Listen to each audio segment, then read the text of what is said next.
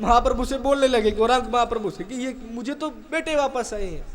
तब गौरांग प्रभु ने कहा था कि तुम्हारे जो पत्नी है ना, मछुआरे से कहा कि जब वो रजस्वला हो जाए तो उसके हाथ का भोजन खिला देना तुम्हारे बेटों को, ये वापस से मछलियां मारने लग जाएंगे। इतना प्रभाव पाक शुद्धता का माना गया है। हम अगर अपवित्र होकर भोजन बनाते हैं, अगर हम शुद्ध भाव से भोजन नहीं बनाते हैं, तो वो कभी भी पाच्य नहीं होता है और बुद्धि को बिगाड़ने वाला होता है, निश्चित है। और ऐसा ही हुआ। विष्णु पितामह अब स्तुति करने लगे, इतिमति रुकल्पिता वितृष्णाः, हे गोविंद, हे कृष्ण, मैं मेरी बुद्धि, क्योंकि मेरे पास अब देने लायक कुछ नहीं है, मैं बिल्कुल खाली हूँ, मेरे पास सिर्फ ये बुद्धि, ये मेरी बेटी है, इसको मैं आपके चरणों में समर्पित करता हूँ। इसकी आप लाज रखना, इसको आप बचा लेना, इसको आपकी शरण में लेना प्रभु। और श्लोकों में उनका गुणगान करने लगे कि हे गोविंद, आप कितने महान हैं, आप अपने भक्तों की कितनी लाज रखते हैं। मैंने प्रण ले लिया था कि शस्त्र नहीं उठाऊंगा, आपने प्रण लिया शस्त्र नहीं उठाऊंगा, पर मेरे खातिर मेरी प्रतिज्ञा ना टूटे। मैंने कहा था मैं शस्त्र उठा के रहूंगा, तो भगवान ने शस्त्र उठा लिया, अपने भक्त की प्रतिज्ञा की लाज रखी, इसीलिए भगवान ने शस्त्र, नहीं तो उन्होंने तो पहले ही प्रतिज्ञा ली भगवान कृष्ण ने कि मैं पूरे युद्ध में शस्त्र नहीं उठाऊंगा, पर भगवान भक्त की प्रतिज्ञा के लिए शस्त्र उठाते हैं। विष्णु पितामह कहते हैं, हे प्रभु, मैंने 8 दिन तक किसी भी पांडवों को नहीं मारा, एक भी पांडव सेना में किसी को नहीं मारा। तब दुर्योधन आके मुझसे बोला कि आप तो भेदभाव करते हैं, किसी को नहीं मारते हैं। तब मैंने उस दिन संकल्प लिया था कि मैं अब 10,000 सिपाही रोज मारूंगा। तो भगवान कृष्ण को चिंता हो गई थी कि अब क्या करें। तो भगवान कृष्ण ने, जब उस समय भीष्म पितामह ने दुर्योधन से ये कहा था कि तुम्हारी पत्नी को मेरे कक्ष में रात में भेज देना, मैं आशीर्वाद उसको दूंगा और वो निश्चिंत हो जाएगी, तुम भी निश्चिंत हो जाओगे। और ये बात भगवान कृष्ण को खबर हो गई और उन्होंने दुर्योधन की पत्नी से कहा कि रात में कहाँ गुरुजी के पास जाते हो, सुबह गुरुजी तो अपने ही है ना, सुबह चले जाना। भगवान की बुद्धि को कोई जीत सकता है महाराज। और फिर द्रौपदी से कहा, द्रौपदी अब तुम जाओ। उस दिन भीष्म पितामह रोज भगवान का ध्यान करते थे और उस दिन भगवान का ध्यान नहीं हो रहा था, और हो रहा था वो स्त्री रूप में हो रहा था। तो भीष्म पितामह को कुछ समझ नहीं आ रहा था कि हो क्या रहा है। और वास्तविकता ये थी कि भगवान कृष्ण एक रूप में तो द्रौपदी को लेकर के भीष्म पितामह के पास आए और एक रूप में द्रौपदी बन करके ही अर्जुन के पास सो गए थे। इसीलिए भीष्म पितामह को ध्यान नहीं हो रहा था। भीष्म पितामह ऐसी बातों को सोच सोच करके आनंदित हो रहे हैं। और अब सूर्य उत्तरायण में आ गया। उत्तरायण को देख करके भगवान कृष्ण की शरण में आकर के भीष्म पितामह ने अपने प्राणों का त्याग किया।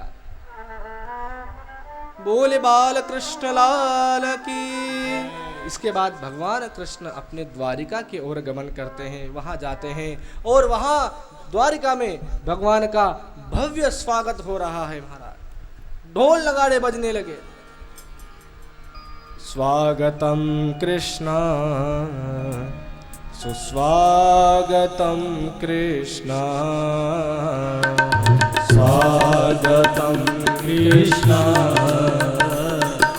स्वागतम कृष्ण। भाव से स्वागतम कृष्ण शरणागतम कृष्ण स्वागतम कृष्ण स्वागतम कृष्ण स्वागतम सुस्वागतम शरणागतम कृष्ण स्वागतम स्वागतम। भाव से ताली के साथ सब गाएं कृष्ण। स्वागतम सुस्वागतम सुस्वागतम कृष्ण स्वागतम सुस्वागतम कृष्ण स्वागतं कृष्ण शरणागतं कृष्ण स्वागतं कृष्ण स्वागतं कृष्ण स्वागतं कृष्ण शरणागतं कृष्ण स्वागतं कृष्ण ताली के साथ स्वागतं कृष्ण स्वागतं सुस्वागतं सुस्वागतं कृष्ण स्वागतं सुस्वागतं सुस्वागतं कृष्ण स्वागतं कृष्ण शरणागतं कृष्ण स्वागतं कृष्ण स्वागतं कृष्ण स्वागतं सुस्वागतं सुस्वागतं कृष्ण स्वागतं स्वागतं स्वागतं कृष्ण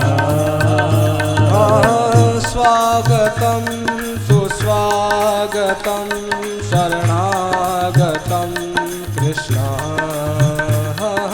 स्वागतं सुस्वागतं सुस्वागतं कृष्ण स्वागतं कृष्ण शरणागतं कृष्ण स्वागतं कृष्ण भाव से गाए स्वागतं कृष्ण स्वागतं कृष्ण सुस्वागतं कृष्ण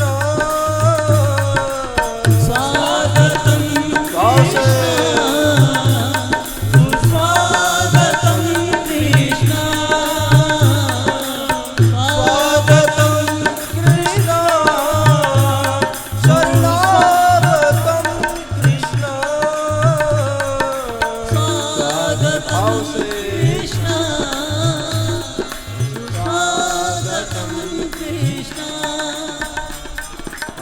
स्वागतं सुस्वागतं शरणागतं कृष्ण स्वागतं सुस्वागतं स्वागतं कृष्ण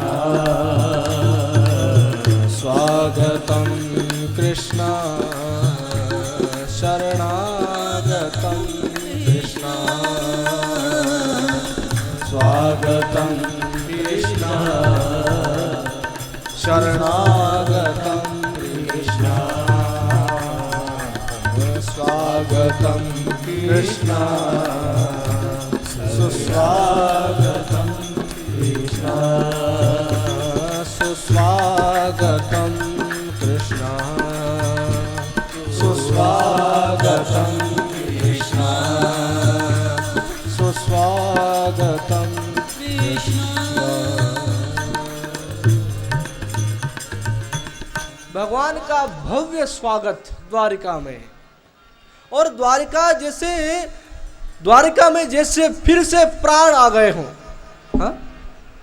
किसी नदी में जल ना हो तो वो नदी नहीं रहती है, और किसी देह में प्राण ना हो तो वो शरीर निष्काम व्यर्थ है। ऐसे ही वो द्वारिका भी निस्तेज हो गई थी। वैसे द्वारिका तो नित्य निरंतर भगवान की ही है, पर भगवान जब वहाँ से आ गए थे तो वहाँ के सब जीव भगवान के लिए व्याकुल थे, और जब भगवान को देखा तो सब गदगद हो गए। भगवान द्वारिका में चले गए। इधर परीक्षित का जन्म हुआ, सभी को प्रसन्नता हुई। ब्राह्मणों को बुलाया गया।